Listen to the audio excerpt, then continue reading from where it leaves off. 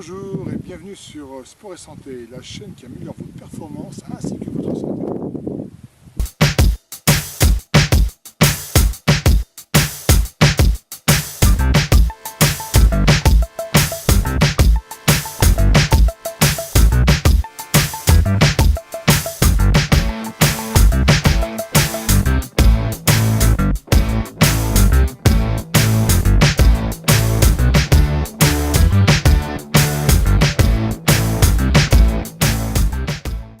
Donc aujourd'hui je vais vous parler du petit déjeuner, enfin plus précisément du lait, parce que le lait, bon c'est vrai qu'on prend souvent du lait au petit déjeuner, souvent c'est très souvent du lait de vache. Donc personnellement j'ai toujours cru pendant des années que c'était très bon pour la santé, que ça apportait beaucoup de calcium, des protéines, etc. etc. Donc que c'était un bon aliment. Donc comme beaucoup de gens le pensent, l'agroalimentaire c'est ce que nous fait croire l'agroalimentaire. Avec leur publicité, nos amis, les laitages sont nos amis pour la vie. Bon, en fait, pas du tout. J'ai appris à plus de 45 ans que le lait c'était pas bon pour la santé. Bon, maintenant ça fait quelques années que j'en prends plus.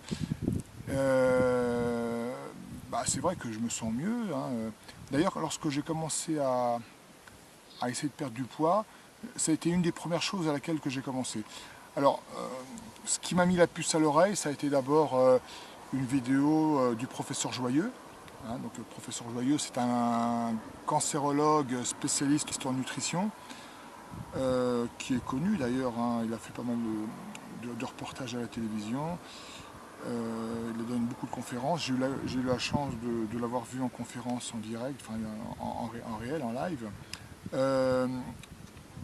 Et donc en fait, ce qu'il explique, le professeur Joyeux, c'est que le laitage, enfin le lait de vache est fait pour le veau, pour son petit, d'accord? Pour que le veau puisse passer de 80 kg à 300 kg en 6 mois, d'accord? Les facteurs de croissance sont faits pour le veau et pas pour nous. D'accord ? Nous, on a besoin des facteurs de croissance du lait maternel. D'accord ? Au niveau des chromosomes, c'est pas la même chose. Les chromosomes du veau ne sont pas les mêmes que les chromosomes d'un enfant. D'accord ? En plus, on est le seul animal, le seul mammifère en tout cas, à boire du lait à l'âge adulte. D'accord ? Normalement, le lait, c'est juste lorsqu'on est petit, donc le lait de la même espèce, d'accord. C'est mauvais aussi parce que ça contient du lactose. Le lactose, il faut savoir que c'est du sucre. Et on a vu déjà dans d'autres vidéos que le sucre était mauvais pour la santé. Tout ce qui est sucre, pas uniquement le sucre raffiné, le sucre qu'on met dans le café ou dans le... D'accord, tous les sucres sont mauvais pour la santé. À part peut-être les sucres des fruits qu'il y a dans le fruit, et encore, il faut le prendre avec le fruit. Donc, le petit déjeuner, donc c'est un peu la suite de la dernière fois. On avait vu qu'on pouvait participer à une compétition sans avoir de problème de fatigue, etc. On l'avait vu avec mes amis du karaté. Vous pouvez vous entraîner sans faire votre petit déjeuner, mais surtout le lait, laissez tomber. Que ce soit au petit déjeuner ou n'importe quoi, que ce soit au petit 4 heures, j'en prenais aussi au petit 4 heures, vous vous rendez compte. Elle sentait toutes les croyances que j'avais sur le lait, j'ai compris aujourd'hui que c'est pas bon du tout. D'accord ? Donc le lactose, les facteurs de croissance, c'est cancérigène. Il faut savoir que dans les pays où on consomme le plus de lait, c'est là où les femmes ont le plus de cancer du sein. Donc cancer du sein chez la femme, cancer de la prostate chez l'homme. D'accord ? Dans les pays par exemple comme les pays asiatiques, les pays africains, le cancer du sein est quasi inexistant. De la prostate pareil. Par contre, les pays où on consomme le plus de lait, c'est nos pays à nous, la France, l'Italie, la Suède, record record de consommation de lait, c'est ceux qui ont le plus de cancer. Et ne croyez pas que ça va vous renforcer les os. Ça ne vous renforce pas les os du tout, bien au contraire. D'accord ? Il faut savoir aussi que, on va dire, oui, mais il y a plein de calcium dans le lait. Oui, il y a du calcium, sauf qu'il faut savoir que le corps humain assimile le lait qu'à 35%. D'accord ? Alors que dans les végétaux, il va l'assimiler à plus de 70%. Donc ça veut dire quoi? Ça veut dire que même s'il y a moins de calcium dans certains aliments, dans certains végétaux, vous allez l'assimiler plus. D'accord? En plus, il faut savoir que le laitage, c'est un produit qui est acidifiant. Il faut savoir que tout ce qui est acidifiant est mauvais pour la santé. Le sucre, entre autres, est mauvais pour la santé, ça on le sait, ça c'est peut-être un des pires. Hein. Ça, je vais vous le répéter dans toutes les vidéos, le sucre, c'est pas bon pour la santé. Les barres de céréales, tout ce qui est soi-disant pour les sportifs, oui, ça va vous optimiser vos performances, mais pas la santé. Alors que sur sport et santé, on cherche la performance et la santé. Surtout la santé, d'accord? Donc le lait, c'est acidifiant. Alors, qu'est-ce que fait, comment agit le lait sur nos os? Explication.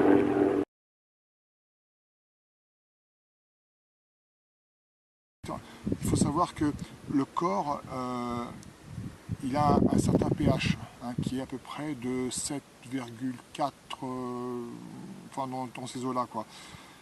Et en fonction de notre alimentation, le pH, il va plus ou moins soit monter, soit descendre. Par contre, votre pH, lui, reste toujours le même.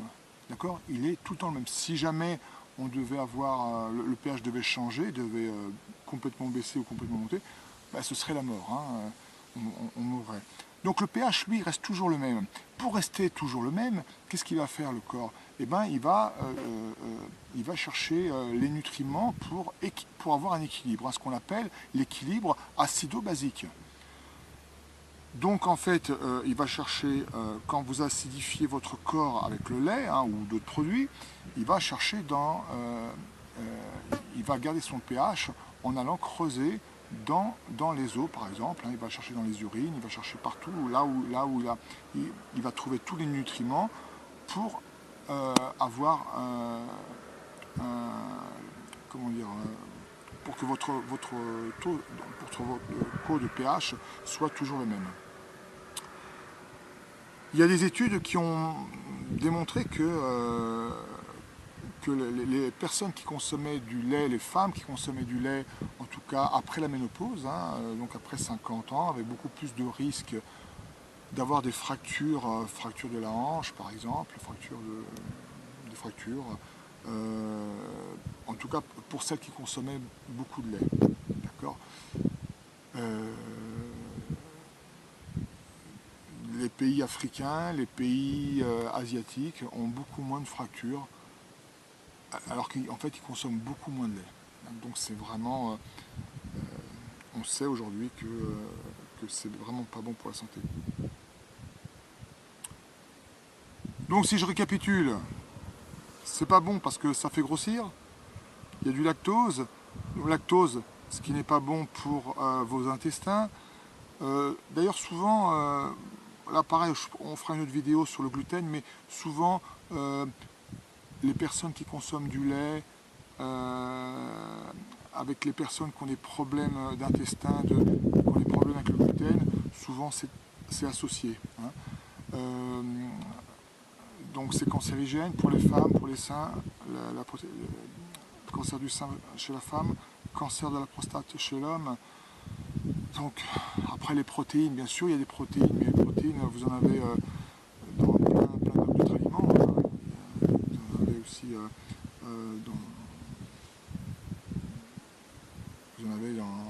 dans les œufs,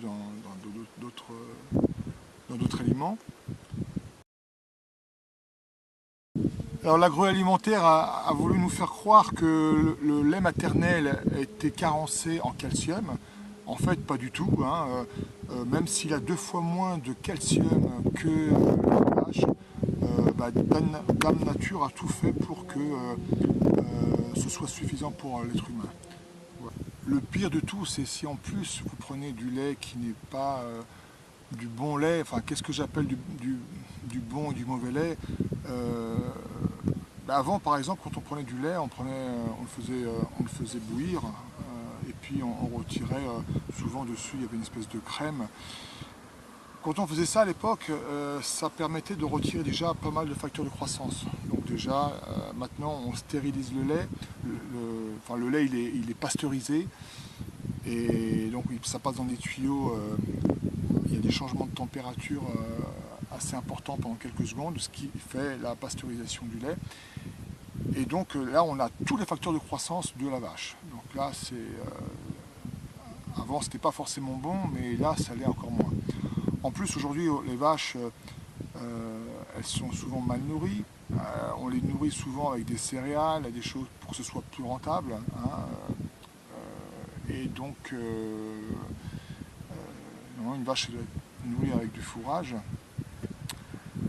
Ce qui fait que si elle mange du maïs ou des céréales ou des choses comme ça, eh ben, qu'est-ce qui se passe? Eh ben, c'est que le rapport de oméga 3, oméga 6, il y a un déséquilibre qui fait que ça rend l'aliment, le laitage et même la viande beaucoup moins bon.